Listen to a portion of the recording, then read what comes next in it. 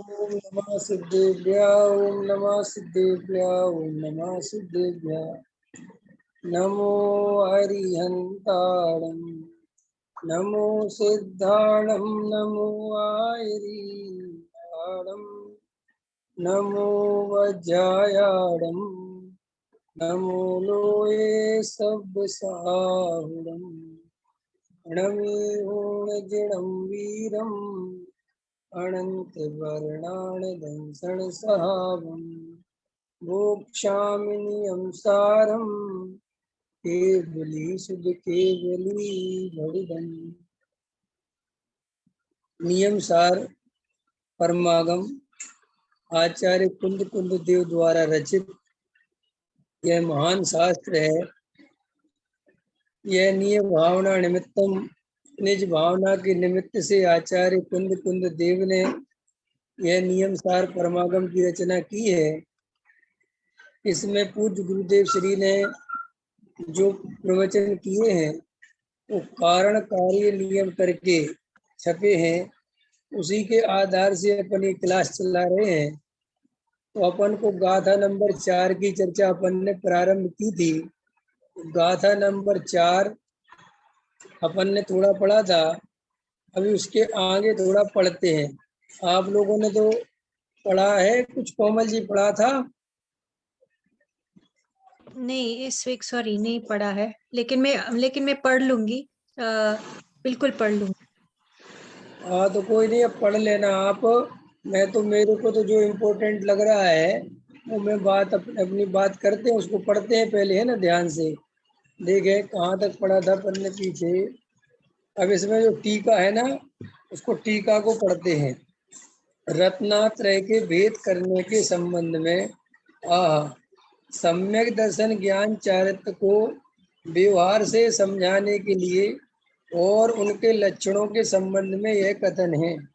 व्यवहार का लक्षण हो, व्यवहार के भेद करने के लिए और उनके लक्षण के संबंध में, उनका अर्थात व्यवहार का लक्षण क्या है, इसके लिए यह गाथा है। समस्त कर्मों के नाश द्वारा साक्षात प्राप्त किया जाने वाला महा आनंद का लाभ सो मोक्ष है। मोक्ष की व्याख्या, मोक्ष अर्थात क्या? वैसे तो मोक्ष अर्थात छूटना हुआ। समस्त कर्मों के नाश द्वारा मोक्ष तो छूटने के अर्थ में है। सर्व कर्म के नाश से वापस हस्ती लिए साक्षात प्राप्त किया जाने वाला महा आनंद का लाभ अतीन्द्रिय आनंद भगवान आत्मा है। उसकी अतीन्द्रिय आनंद की पर्याय में पूर्ण प्राप्ति में इस आनंद का लाभ, महा अतीन्द्रिय आनंद का पूर्ण लाभ साक्षात प्राप्त किया जाने वाला, समझ में आया? महा आनंद का लाभ सो मोक्ष है। मोक्ष किसका नाम है? अपन एक परिभाषा सुनते हैं, ऐसा मोक्ष दो तरह का है। एक तो बाहर से सभी कर्मों से छूट जाना, ठीक है ना, और अंदर समस्त मोह राग देश के परिणामों का खत्म हो जाना, द्रव्य कर्म भाव कर्म नो कर्म से रहित जो दशा है, तो वो मोक्ष है। तो वो कहते हैं कि साहब मोक्ष माने महा आनंद की प्राप्ति। महा आनंद, थोड़ा बहुत आनंद नहीं, महा आनंद। और कितना आनंद है कि वो अनंत काल तक चलेगा और खत्म नहीं होगा, उसका नाम है मोक्ष।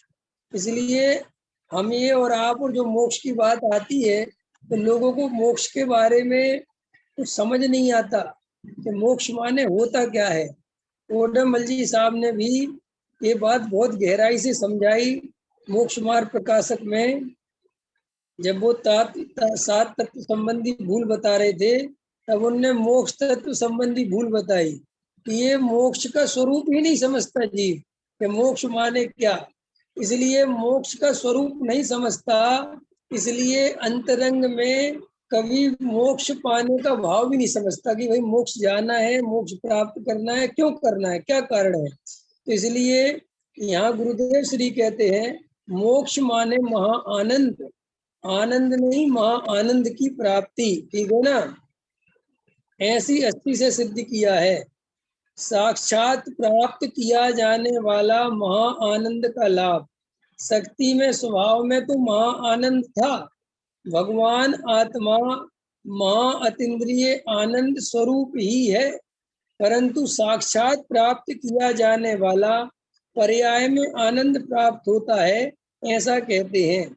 अब देखो दूसरी बात कहते हैं, शक्ति में, स्वभाव में, चैतन्य की जो शक्ति है, जो हमारा स्वभाव है, वर्तमान में हम पूर्णतः आनंद को लिए हुए हैं। शक्ति के उसमें हम परिपूर्ण भगवान हैं, हम मोक्ष स्वरूप ही हैं। तो देखो वर्तमान में मोक्ष स्वरूप होने पर भी हम दुखी क्यों हैं? ये प्रश्न करो कि जब में आत्मा परिपूर्ण है, जीव कोई किसी भी प्रकार से कमी नहीं है, तो हमें इतनी आकुलता, इतना दुख क्यों है? तो वो दुख इसलिए मात्र है कि हमने उस चैतन्य स्वभाव को, उस त्रिकाली ध्रुव आत्मा को स्वीकार नहीं किया। हमेशा अपनी पर्याय दृष्टि बना के रखी। हमेशा ऐसा लगता है कि भाई पर्याय में सुधार होगा तब तो सुधार होगा, ऐसे स्वभाव से भगवान होने से क्या होता है? तो हम अपने को कभी भगवान नहीं मान पाए। कहते तो हैं कि मैं स्वयं भगवान हूँ, लेकिन इसका भाव भाषण किसी जीव को बड़ी मुश्किल से कदापि कभी कभार होता है। अधिकतर लोग तो कभी भी इसके भाव भाषण के पास पहुंच ही नहीं पाते, भले ही बोलते हो कि मैं स्वयं भगवान हूँ। देखो संजय जी, आप स्वयं भगवान हैं, ये बात आपको कितने % सही लगती है? और अभी आप संसारी हैं, रागी द्वेषी हैं, मोही हैं, बाल बच्चे वाले हैं, घर गृहस्थी वाले हैं, ये बात कितनी सही लगती है? दोनों बातों में से ज्यादा सच्ची कौन सी लगती है? अनुभव कौन सी आती है? पहली वाली के दूसरी वाली? दूसरी वाली। तो फिर पहली वाली का क्या हुआ कि पहली वाली है सच्ची, वो सत्य है। हम वास्तव में भगवान हैं। चैतन्य माने भगवान, आत्मा माने भगवान। और हम अपने को वो आत्मा ना मानकर वर्तमान की पर्याय से अपने को निरंतर देखते हैं, वर्तमान की पर्याय से अपने को अनुभव करते हैं।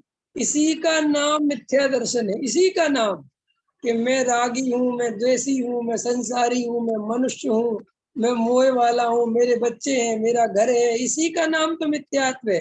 तो फिर है नहीं क्या ये है, लेकिन मेरे से भिन्न है। ये मेरी सत्ता में नहीं है, ये मेरे स्वभाव में नहीं है। तो जब तक ऐसी श्रद्धा हमारी नहीं होगी, तब तक हमें सम्यक दर्शन की प्राप्ति नहीं होगी। और जब तक हमें सम्यक दर्शन की प्राप्ति नहीं होगी, तब तक मोक्ष मार्ग प्रारंभ नहीं होगा। और जब तक मोक्ष मार्ग प्रारंभ नहीं होगा, तो हमें मोक्ष कैसे मिल जाएगा? इसलिए वास्तव में मोक्ष भी अगर जाना है, तो कैसे जाया जाए मोक्ष? अभी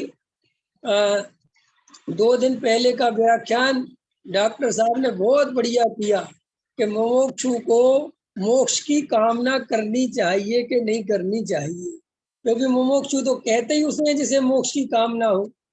तो आदरणीय डॉक्टर साहब ने उसका इतना बढ़िया उत्तर दिया। हालांकि मैं तो कई दफे वो बात बोलता था, लेकिन पीछे दादा ने बोली तो मुझे बड़ा आनंद आया। दादा ने क्या बोला कि भाई सिद्ध भगवान तुम बनना चाहते हो, तो सिद्ध भगवान अभी भी जो सिद्ध हैं, वे अपने को उस पर्याय वाला देखते हैं कि अपने को त्रिकाली ध्रुव देखते हैं? अपने को आत्मा देखते हैं कि उस पर्याय वाला देखते हैं? कि साहब वो अपने को त्रिकाली ध्रुव देखते हैं, वे अपने को आत्मा देखते हैं, वो पर्याय वाला अपने को नहीं देखते।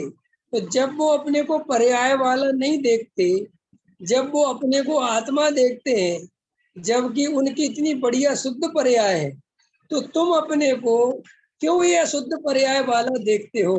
तुम अपने को क्यों आत्मा नहीं देखते? जब वे शुद्ध पर्याय के बीच में पर्याय दृष्टि नहीं रखते, तो हम अशुद्ध पर्याय में पर्याय दृष्टि क्यों रखते हैं? और बहुत अच्छा बता रहे थे कि मुमुक्षु अभी इतना कहना तो सीख गए गुरुदेव के उसके कारण कि मैं स्वयं भगवान हूँ, मैं पर द्रव्य का कर्ता धर्ता नहीं हूँ। गुरुदेव ने जो क्रमबद्ध पर्याय की घोषणा करी, वो बताना, पढ़ना, पढ़ाना हो गया।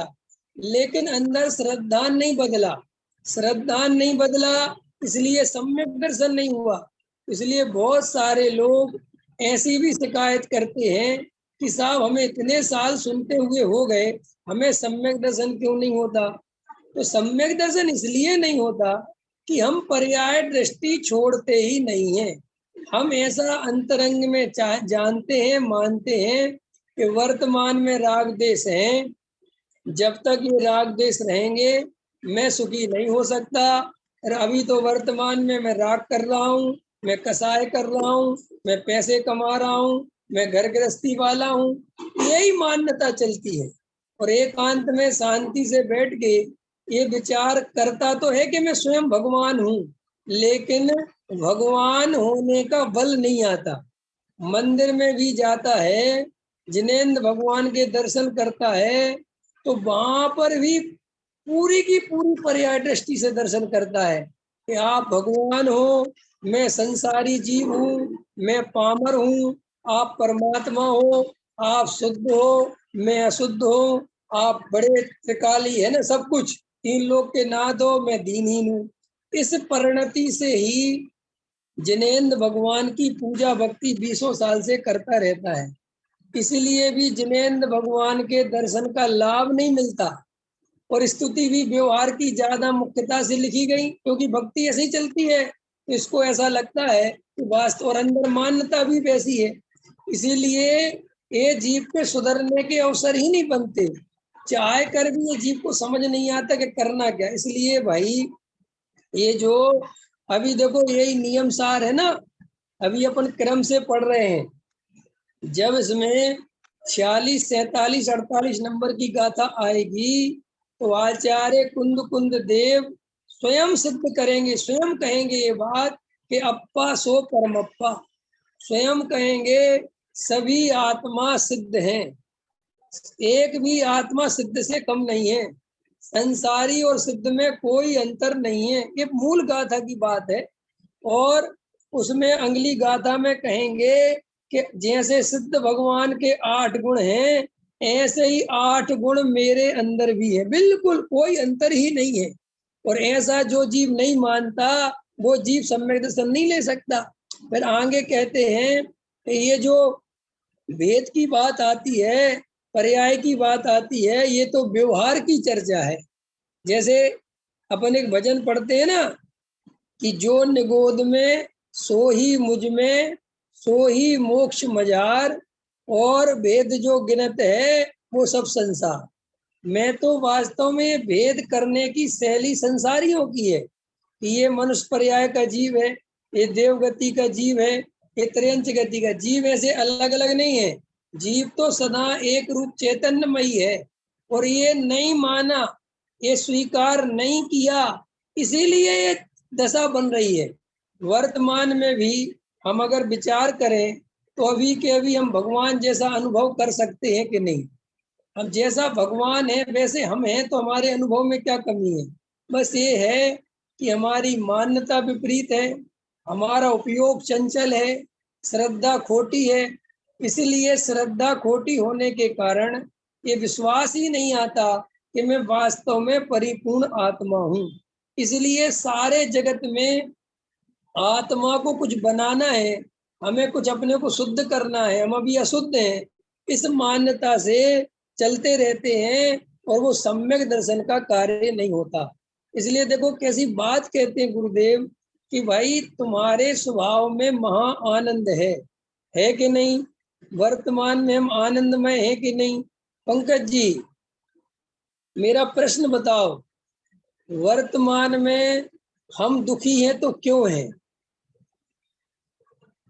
हम राग देश में लिप्त हैं तो क्यों हैं?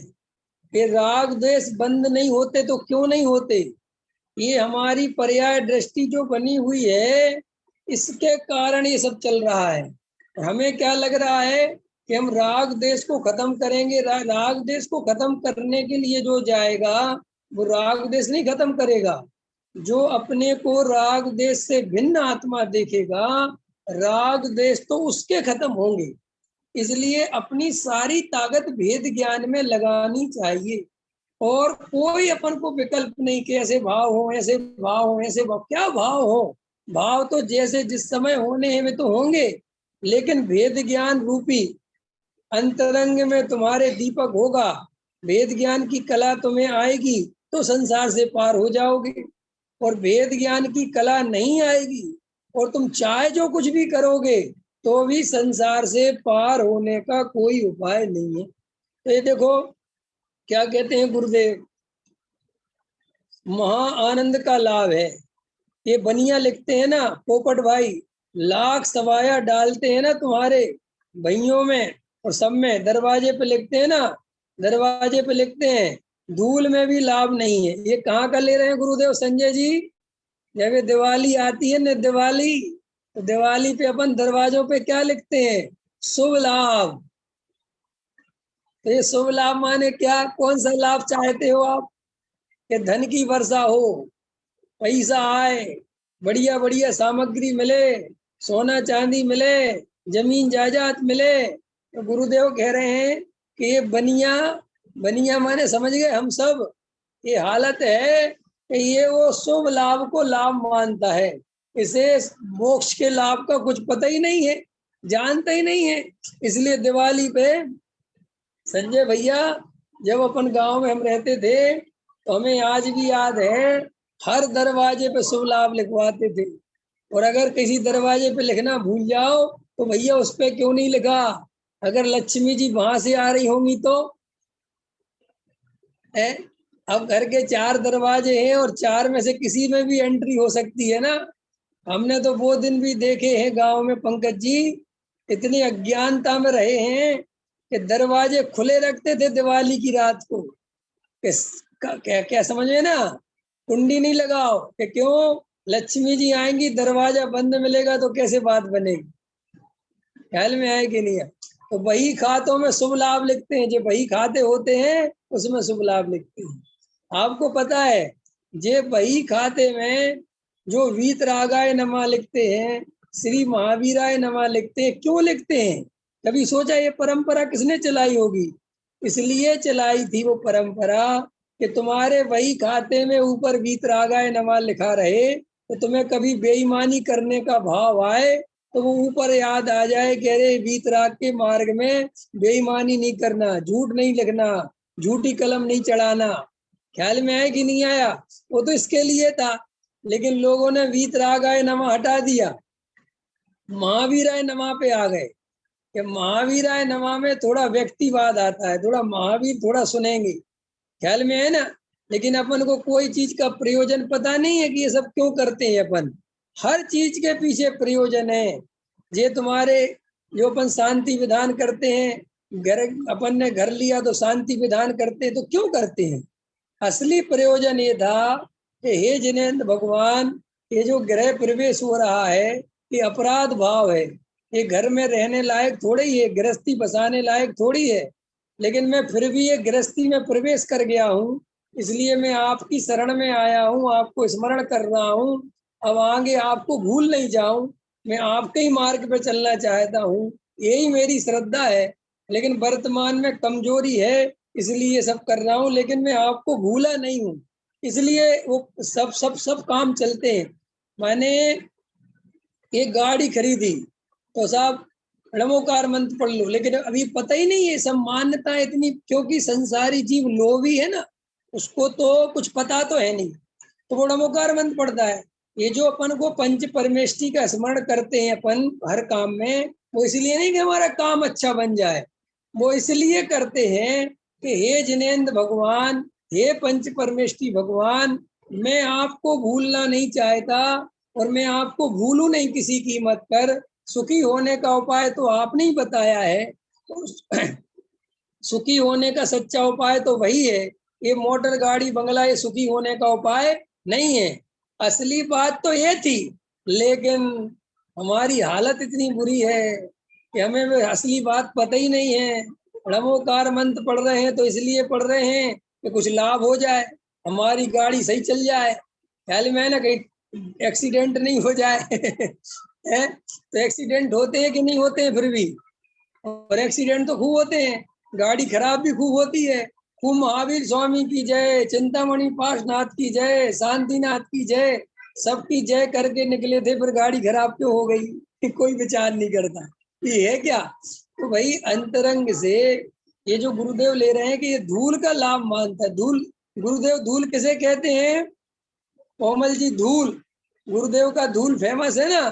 धूल किसे कहते हैं? रुपया, पैसा, मकान, दुकान, संपत्ति को गुरुदेव धूल कहते हैं। धूल, जैसे धूल की कोई कीमत नहीं होती ना, ऐसे ही रुपया, पैसा, मकान, दुकान गुरुदेव फरमाते थे धूल है, इसकी कोई कीमत नहीं है जिसके लिए तू मरा जा रहा है।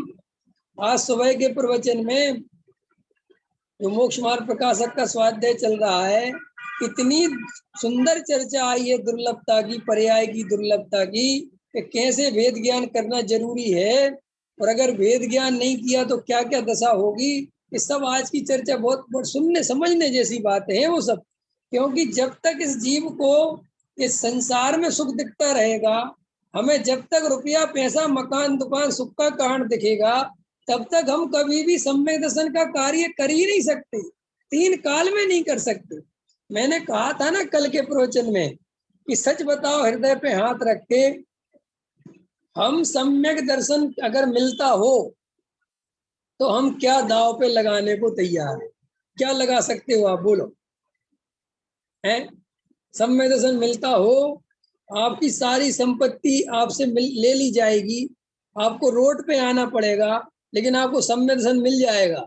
इस एवज में इस बात को रख के तैयार हो? समझ में आ रहा कि नहीं आ रहा संजय भैया? है इसको लिए तो नहीं, ऐसा सम्यक दर्शन तो हमें नहीं चाहिए। तो भैया अभी सम्यक दर्शन चाहिए ही नहीं है, क्योंकि हम सम्यक दर्शन के लिए कुछ करने ही नहीं चाहते। समर्पण, देखो अभी हम 1 घंटा ध्यान नहीं करना चाहते। 1 घंटा, 24 घंटे में से 1 घंटा हम शांति से बैठ के आत्मा का ध्यान करना नहीं चाहते, और हम सारी ताकत कह रहे हैं कि हम तो सब सम्यक दर्शन के लिए कर रहे हैं, अपने स्वरूप के लिए कर रहे हैं, आराधना क्या कर रहे हैं। 1 घंटे अगर तुम निकाल नहीं सकते आत्मा के लिए, बैठ नहीं सकते, तो इसलिए हमें अपनी कमजोरी दिखना चाहिए कि वास्तव में अभी हमारे प्रेम में कहीं ना कहीं कमी है। अगर हमें सच्चा संसार का स्वरूप समझ में आ गया होता और ये दिखने लग गया होता कि ये पर्याय कितने दिन रहने वाली है, तो गारंटी से इस पर्याय संबंधी जो नाना प्रकार की कल्पनाएं चल रही हैं, नाना प्रकार की मिथ्या कल्पनाएं दौड़ रही हैं, वे कल्पनाएं वहीं रुक जानी चाहिए और निर्णय हो जाना चाहिए कि संसार में किसी भी कीमत पर सुख नहीं मिलने वाला, ये सब निकलने वाला है। जो मौत हमसे छीन ले वो मेरा स्वरूप नहीं हो सकती। इसके लिए मजबूत चाहिए, अंदर श्रद्धान चाहिए। तो देखो क्या कहते हैं, नियमम मोक्ष उवाओ, ऐसा कहना है ना, नियम है वह मोक्ष का उपाय है। नियम मोक्ष का उपाय है, उसका फल क्या है? निर्वाण। समस्त कर्मों का अभाव होकर, नाश होकर महा आनंद का प्राप्त होना। अतीन्द्रिय आनंद स्वरूप तो भगवान आत्मा है ही, उसे पर्याय में प्रत्यक्ष प्रकट होने वाला साक्षात भगवान को भेंटा ऐसा नहीं कहते। आत्मा अतीन्द्रिय आनंद स्वरूप प्रभु तो अनादि से है, उसे वर्तमान दशा में साक्षात आनंद का लाभ, साक्षात प्राप्त होने वाला महा आनंद का लाभ, उसका नाम अस्थि रूप से मुक्ति है। समझ में आया? श्रीमद जी ऐसा कहते हैं, मोक्ष कहो निज शुद्धता, वहां यह अस्थि से लिया है। मोक्ष शब्द में छूटना आता है, इसलिए इसमें जरा पहले लिया कि कर्म से अपूर्ण दशा से छूटने पर पूर्ण दशा की प्राप्ति, साक्षात अतीन्द्रिय आनंद का लाभ होना, उसे मोक्ष कहा जाता है। यह संसार का लाभ वह दुख कहा जाता है, ऐसा कहते हैं। दुख चाहे तो राग चाहे जिस प्रकार का हो, परंतु राग का लाभ वह दुख का लाभ है। आकुलता है, आज अपनी आकुलता पे चर्चा आई थी। आकुलता की भी पहचान नहीं है। अभी हमें ये भी नहीं पता कि आकुलता से दुख होता है, निराकुलता से सुख होता है। हमें आकुलित व्यक्तियों को हम सुखी मानते हैं, जो रात और दिन पैसे कमाने में, पद प्रतिष्ठा की चाह में लगे हैं, वे जीव हमें सुखी दिखाई देते हैं। इतना ज्यादा ज्ञान फैला हुआ है। कोई जीव शांति से, समता भाव से, कम पैसे में अपना काम चलाता हो, ज्यादा कमाने की चाह नहीं रखता हो, संतोषी प्राणी हो, वो हमें सुखी समझ में नहीं आता। हमें सुखी कौन समझ में आता है? रात और दिन लगा हुआ। तो गुरुदेव क्या कह रहे हैं कि भाई यह आकुलता है, इस ये राग आकुलता है, इससे सुख होने वाला नहीं है। उस महा आनंद का उपाय पहले मोक्ष की व्याख्या की। ठीक है, अभी ये थोड़ा सा आगे बढ़ रहा हूं मैं। ठीक है, अब देखो, इन तीन का ज्ञान, दर्शन, चारित्र का भिन्न भिन्न निरूपण होता है, अर्थात भेद से कथन करूंगा। तो सम्यक दर्शन, ज्ञान, चारित्र तीन निर्मल, उन तीन में से तीन को बताने के लिए व्यवहार से उनका कथन करेंगे। उसमें समझ आया, आप अपने कहा था 9वां प्रश्न, बस वह उस तीन में से प्रत्येक का स्वरूप कहा जाता है। वह अलग और वह अलग, यह है ना। इन तीन में से प्रत्येक का स्वरूप कहा जाता है। तीन में से प्रत्येक का स्वरूप है निश्चय है। समझ में आया? उसे समय कहा था। यह तो तीन जो आत्मा एक रूप भगवान, उसका अंतर सम्यक अनुभव होकर दर्शन, प्राप्ति, ज्ञान और रमणता हुए, उन तीन में से एक एक को कहूंगा, परंतु वे तीनों एक ही हैं। एक एक कहूंगा, समझे ना? मैंने उनमें भेद कर रहे हम, ज्ञान, दर्शन, चारित्र। तो ये भिन्न भिन्न निरूपण कर रहे हैं, लेकिन आत्मा में भिन्नपना नहीं है, आत्मा में ऐसे भेद नहीं है। लेकिन समझाने के लिए व्यवहार न्याय का सहारा इसलिए लिया जाता है कि भाई बिना भेद करे कोई बात समझाई नहीं जा सकती, इसलिए भेद करते हैं। बाकी अपने को आत्मा का अनुभव करना है तो अपन को अंदर भेद नहीं देखना है। अंदर में ज्ञान हूं, मैं दर्शन हूं, ऐसे भेद करके नहीं देखना है।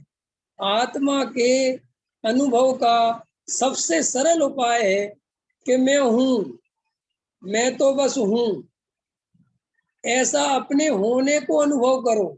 मेरे में ज्ञान है, मेरे में दर्शन है, मेरे में चारित्र है, ये तो सब भेद है, ये तो सब विकल्प है। और विकल्प में निर्विकल्प दशा कैसे निकलेगी? इसलिए गुरुदेव श्री से जब निर्विकल्प की चर्चा आती तो गुरुदेव श्री लेते हैं, बस हो, अपने होने का अभ्यास करो, अनुभव करो।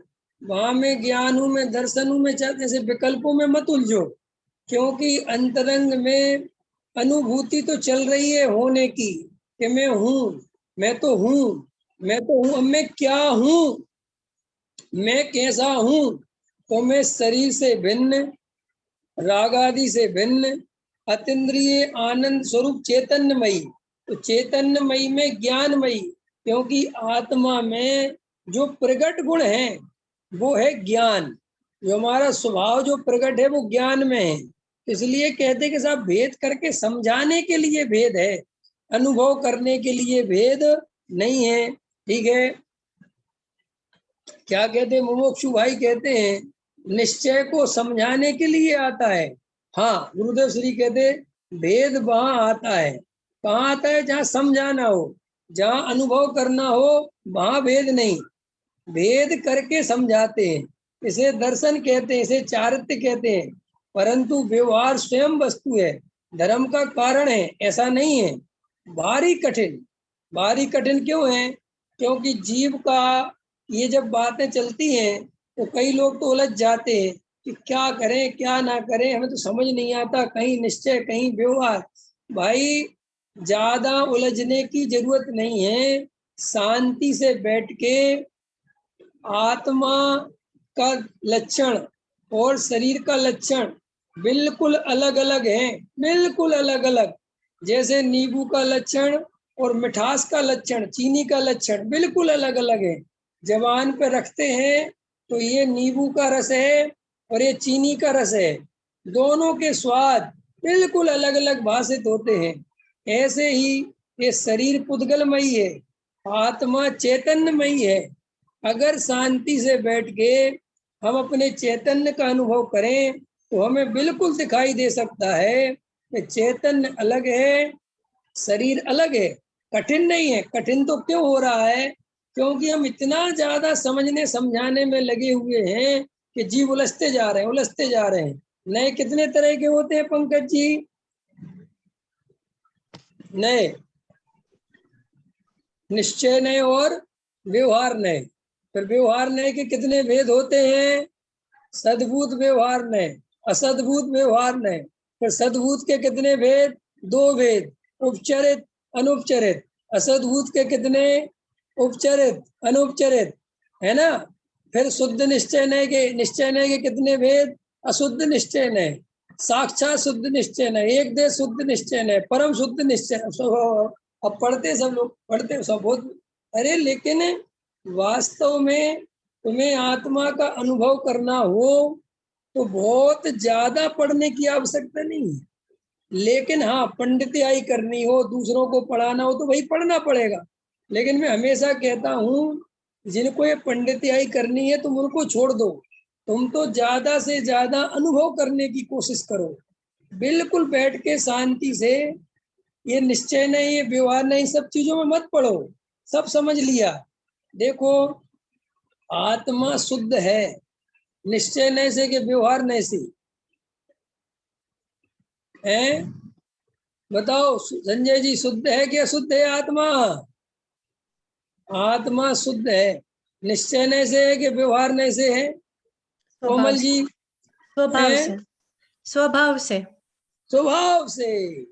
ये कोई बात नहीं है कि साहब निश्चय से शुद्ध है। तो सब निश्चय माने वास्तविक, एक्चुअल जो स्थिति है, और व्यवहार माने जो एक्चुअल नहीं है, जिसमें निमित्त की तरफ से कथन किया गया है। इतनी इतनी भाषा याद रखो। इसलिए हमें तो ये तो गुरुदेव कह रहे ना कि भाई समझना समझाना बहुत कठिन पड़ता है। क्यों पड़ता है? क्योंकि बहुत सारे लोग इसी काम में लगे रहते हैं, और समझना और समझाना और समझना और समझाना। अरे भाई, बैठ के शांति से थोड़ा अनुभव करो। आत्मा कोई इतना भी दूर नहीं है कि तेरे अनुभव से दूर चला जाए। ज्ञान दर्शन में ही आत्मा आवाल गोपाल सभी के अनुभव में आ रहा है, और उसका अनुभव किया जा सकता है। देखो, अब ये अपनी 4 नंबर की गाथा पूरी हो गई। अब 5 नंबर की गाथा प्रारंभ करेंगे। 5 नंबर की गाथा निकालो, और आप इसके जो श्लोक हैं वो पढ़ लेना।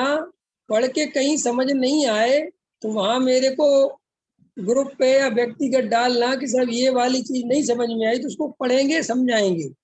क्यों? क्योंकि बहुत सरल है ये सब बातें। इसमें लिए ज्यादा समझने समझाने के लिए गुंजाइश नहीं है। इसलिए मैं 5वें नंबर की गाथा पढ़ूंगा। और 5वें नंबर की गाथा में पढ़ रहा हूँ, इसके अपन टीका भी पढ़ रहे हैं। लेकिन आप लोग गुरुदेव श्री के प्रवचन को जरूर पढ़ लें। कोमल जी, आप पढ़ लेना, क्योंकि ये क्लास आपके लिए तो चल रही है, ख्याल में है ना, आपके निमित्त से चल रही है। तो आप पढ़ें, और पढ़ के देखना कि इसमें क्या समझ नहीं आता। जो समझ नहीं आए वो बताना। क्यों? क्योंकि गाथा बहुत सरल है। इसमें गुरुदेव श्री की जो चर्चा है वो सब अपन को समझ चुके हैं। समझने के लिए बहुत कठिन नहीं है। इसलिए मैं ज्यादा इसलिए कहता हूँ पढ़ो, ताकि अपन ज्यादा से ज्यादा गाथाओं को पढ़ सके, मूल गाथाओं को, और आगे बढ़ सके। देखो, अभी पढ़ते हैं 5 नंबर की गाथा। पत्तागम तच्चाणम सत्यहड़ादो हवे सम्मतम, बव गए अशेष दोषो सयल गुणप्पा हवे अत्तो, रे आपते आगम तत्व का श्रद्धान वै सम्यक्त है, निशेष दोष विहीन जो गुण सकल मय सो आप है। ये किसका लक्षण बता रहे हैं? आप, आगम। देखो क्या कहते हैं, आप आगम और तत्वों की श्रद्धा से सम्यक्त होता है, जिसके समस्त दोष दूर हुए हैं। ऐसा जो सकल गुणात्मा, सकल गुणमय पुरुष है, वही आप्त है। आप्त माने अरहंत भगवान। आप तो किसे कहते हैं? अरहंत भगवान को। तो कैसे हैं अरहंत भगवान? जिनके समस्त दोष दूर हो गए हैं। तो देखो सम्यक दर्शन किसे होता है? जो आप्त को, सच्चे आगम को और तत्वों को सच्चा उनका स्वरूप पहचानता है, उनकी सच्ची श्रद्धा करता है, उसे ही सम्यक दर्शन की प्राप्ति होती है। ये क्लियर हो गया? आप, आगम और तत्व। अब देखो क्या कहते हैं टीकाकार, यह व्यवहार सम्यक्त के स्वरूप का कथन है। ये काहे का कथन है ये?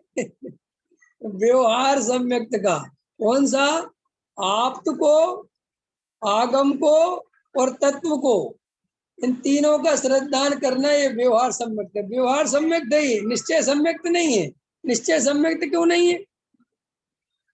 साहब इसमें आप आ गया वो पर है, आगम आ गया वो पर है, ख्याल में है ना, और तत्व आ गया उसमें भेद है। तो ये सब व्यवहार है, पर और भेद क्या है? सब व्यवहार है। तो इसलिए व्यवहार सम्यक। अब देखो क्या कहते हैं टीकाकार, आप अर्थात शंका रहित, शंका अर्थात सकल मोह राग देश आदिक, आगम अर्थात आप्त के मुखार बिंद से निकली हुई समस्त वस्तु का विस्तार का स्थापन करने में समर्थ ऐसी चतुर्वचन रचना, तत्व बहिर तत्व और अंत तत्व रूप परमात्म तत्व, ऐसे दो भेद वाले हैं।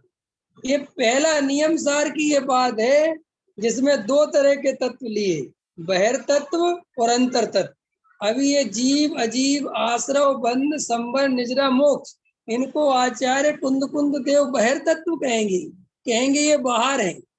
ये पूरे जिनागम में तुम पूरे जैन दर्शन के ग्रंथ पढ़ोगे, तुम्हें सिर्फ इसमें ही ये बात मिलेगी जहाँ जीव अजीव आश्रव बंध संबंध निजरा को भी बहिर तत्व कह दिया। ऐसा बहिर तत्व क्यों कह दिया? वो कहते हैं कि जहाँ विकल्प हो, जहाँ साथ की चर्चा हो, वे सब बाहर हैं। क्यों? क्योंकि त्रिकाली ध्रुव भगवान आत्मा में एक न आश्रव है, न बंध है, न जीव न अजीव, ऐसे कोई भेद विकल्प है ही नहीं। तो इसलिए बहिर तत्व है, एक अंतः तत्व, एक बहिर तत्व। ऐसा भेद वाला अथवा जीव अजीव आश्रव बंध संबर निर्जरा मोक्ष, ऐसे भेदों के कारण 7 प्रकार के हैं।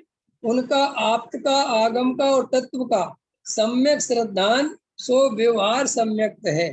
ठीक है। अब गुरुदेव श्री देव क्या कहते हैं, टीका होगी ना, गुरुदेव श्री देव कहते यह व्यवहार समकित निश्चय समकित को बताता है। ऐसा आया है ना पहले, वेद कथन द्वारा जो व्यवहार समकित हो वह अंदर निश्चय अनुभव का समकित हो, ऐसा यह बताता है। चंदू भाई, व्यवहार हो और निश्चय ना हो ऐसा यहाँ नहीं है। क्या कह रहे गुरुदेव? साहब की ऐसा भी बहुत लोग कहते हैं कि व्यवहार सम्यक दर्शन पहले होता है और निश्चय सम्यक दर्शन बाद में होता है। ऐसा है क्या संजय भैया? केले का छिलका पहले होता है, केले का गूदा बाद में होता है, ऐसा है? एक साथ होते हैं दोनों? दुनिया में ऐसी कोई चीज है? बताओ। अरे भाई, केले का छिलका और केला साथ ही साथ चलेंगे। अगर केला इतना बड़ा होगा तो इतना ही बड़ा छिलका होगा, इतनी बड़ा उसका अंदर का गूदा होगा, फिर इतना, फिर इतना, फिर इतना। ऐसे ही ये निश्चय सम्यक और व्यवहार सम्यक अलग अलग नहीं है। जिसके निश्चय सम्यक होता है उसको ही व्यवहार सम्यक होता है, और पहले कोई व्यवहार सम्यक ले ले और फिर निश्चय सम्यक ले ले, ऐसा नहीं है। बहुत सारे लोग ऐसा आपको कथन करेंगे, अरे पहले व्यवहार सम्यक तो ले लो, व्यवहार का तो ठिकाना नहीं है, निश्चय की बात करते हैं। ऐसा बहुत दुनिया में चलता है, लेकिन उनको खबर ही नहीं है कि वो कह क्या रहे हैं। आज पंकज जी, मैं सुबह डॉक्टर साहब का प्रवचन सुन रहा था, तो बहुत बढ़िया बात कही डॉक्टर साहब ने कि साहब, एक सेठ जी डॉक्टर साहब के पास आए तो बोले, साहब मैं बहुत सुलझा हुआ इंसान हूँ और बहुत निर्णय वाला इंसान हूँ। तो डॉक्टर साहब ने, अच्छी बात है भैया, बताओ। बोले, मैं पंडितों के ग्रंथ नहीं पढ़ता। क्या कहा मैंने? कि मैं पंडितों का लिखा हुआ नहीं पढ़ता, मैं तो मूल आचार्यों को पढ़ता हूँ। तो डॉक्टर साहब कहते हैं उनकी बात मैंने सुनी, तो मैंने उनसे फिर कहा कि ये बताओ आपको संस्कृत आती है? बोले नहीं आती। आपको प्राकृत आती है कि नहीं आती? तो जब आपको संस्कृत प्राकृत आती नहीं है तो आप मूल आचार्य को पढ़ते कैसे हो? कैसे पढ़ते हो आप? कह रहे वो साहब वो नीचे हिंदी लिखी रहती है ना, उससे पढ़ते। तो बोले वो हिंदी तो पंडितों ने लिखी है। वो हिंदी किसने लिखी है? है किसने लिखी वो हिंदी? अरे आप समय सार पढ़ते हो तो मूल गाथा कुंद कुंद देव की है और उसकी टीका अमृत चंद देव की है, वो संस्कृत में है। गाथा प्राकृत में है, टीका संस्कृत में है, फिर जयसेन आचार्य की टीका भी संस्कृत में है। तो फिर तुम्हें जब संस्कृत आती नहीं, प्राकृत आती नहीं, तो तुम पढ़ते कैसे हो? कि वो सब नीचे हिंदी में लगा ना। तो वो हिंदी तो जयचंद जी छावड़ा साहब ने लिखी, और जयचंद जी छावड़ा साहब ने भी ढुंढारी में लिखी, उसकी भी पद्यानुवाद किसी और पंडित ने किया। तो भाई जितना अनुवाद तुम पढ़ रहे हो वो तो सब पंडितों का लिखा हुआ है। बड़े बड़े जितने जितने ये बातें चलाते हैं कि मूल आचार्यों को पढ़ना चाहिए, मूल आगम को पढ़ना चाहिए। मूल आगम पढ़ने की हिम्मत है तुम्हारे अंदर? पढ़ पाओगे मूल आगम? सब संस्कृत में और प्राकृत में है, पढ़ पाओगे? प्राकृत भाषा में पढ़ लोगे? हैं? अरे पंडितों के तो पसीने छूट जाते हैं जो संस्कृत पढ़ के बैठ रहे हैं। हम पढ़ लेंगे, लेकिन अपन को बेहोश है ना, होश तो कुछ है नहीं। अपन भी हाँ सही कह रहे हैं, हमें तो मूल आगम ही पढ़ना है। ऐसे बहुत लोग मैंने सुने, अपने कानों से मिला हूं उन लोगों से। एक तो अपने ही जानने वालों में मेरे मित्र, वो कहते थे खूब मूल आगम से पढ़ना चाहिए। जयपुर वाले हैं ना, ये सब पंडितों को नहीं पढ़ना चाहिए। अरे भाई तुम पंडितों को ही पढ़ के पढ़ते हो जो कुछ पढ़ते हो, तो मूल आगम पढ़ ही नहीं सकते। क्योंकि मूल आगम पढ़ने के लिए संस्कृत का थोड़ा बहुत ज्ञान नहीं, बहुत प्रकांड ज्ञान चाहिए, मजबूत ज्ञान। क्योंकि वहां पूरी व्याकरण, पूरी संस्कृत, एकदम छंद, एकदम बड़े बड़े उसमें है ना वो लगते हैं। तो तुम जब उनको पढ़ोगे तो समास कहाँ निकाल पाओगे, संधि कहाँ निकाल पाओगे, कैसे उसकी व्याकरण निकालोगे, कैसे अर्थ निकालोगे? बस की नहीं। अब पढ़ते तो पंडितों को ही है, लेकिन बस हवा चल गई, पंडितों को नहीं पढ़ना। फिर उन्होंने कहा, डॉक्टर साहब कहते हैं क्या मोक्ष मार्ग प्रकाशक पढ़ते हो? बोले हाँ पढ़ता हूँ। तो बोले वो भी तो पंडित का है। ख्याल में है कि नहीं? समय नाटक समय साहब, हाँ साहब, तो वो भी कि वो साहब हमें ये पता ही नहीं, हम तो इनको सब कुछ खबर नहीं है, कुछ भी बोलना है। इस तरीके से हम और आपको बहुत सारे लोग भ्रमित करते रहते, कुछ भी बोलते रहते हैं, और अपन भी ध्यान नहीं देते कि क्या ऐसे लोग बोलते हैं। व्यवहार के बिना सम्यक नहीं होता, व्यवहार के बिना। अरे भाई ये कौन सी भाषा किसने समझाई? कौन सा व्यवहार, कौन सा सम्यक? जिसे व्यवहार सम्यक होगा, समझ लेना, तभी व्यवहार सम्यक माना जाएगा जब निश्चय सम्यक हो। ख्याल में आया कि नहीं आया? मिठाई का डिब्बा कब माना जाएगा? जब उसके अंदर मिठाई हो। घी का डिब्बा कब माना जाएगा? जब उसके अंदर घी हो। ख्याल में आया कि नहीं आया? बिना घी के रखे घी का डिब्बा हो सकता है? ऐसे ही आचार्य कहते कि तुम दूसरों की ज्यादा बातें मत सुनो, कि गहराई से पढ़ो, सब समझ में आएगा कि भाई क्या व्यवहार सम्यक थे, क्या निश्चय सम्यक थे। और वे दोनों अलग अलग नहीं है। जिसे व्यवहार सम्यक थे उसे ही निश्चय सम्यक थे, और जिसे निश्चय सम्यक थे उसे ही व्यवहार सम्यक थे। इसलिए जो लोग ऐसा करते हैं कि वो फलाने तो निश्चय वाले हैं और फलाने व्यवहार वाले हैं, ये सब महामूर्खतापूर्ण कथन है। निश्चय और व्यवहार अलग अलग नहीं होते, ज्ञानियों के एक साथ होते हैं, और अज्ञानी को न निश्चय होता है न व्यवहार होता है। क्लियर हो गई बात? अब देखो अभी का तो समय हो गया, अब इस गाथा को आप सब पढ़ के आना, और इसमें जो आपको समझना हो, अच्छी गाथा है, बहर तत्व की थोड़ी चर्चा आएगी इसमें, वो भी अपन पढ़ेंगे, और उसके बाद आगे बढ़ेंगे क्रम से।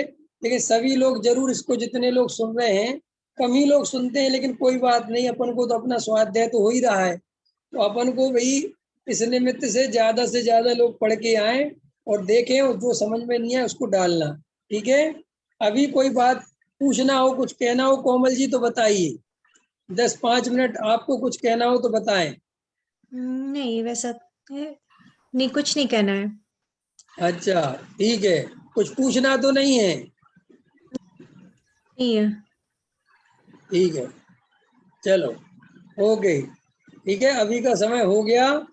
सहजानंदी शोध स्वरूपी अविनाशी में आत्मस्वरूप, सहजानंदी शोध स्वरूपी अविनाशी में आत्मस्वरूप, देह मरे पर मैं नहीं मरता, अजर अमर में आत्म स्वरूप, निज निधि निज में बताई यह परम उपकार है, उसके लिए जिन वाणी मातो वंदना सतवार है, वंदना सतवार है।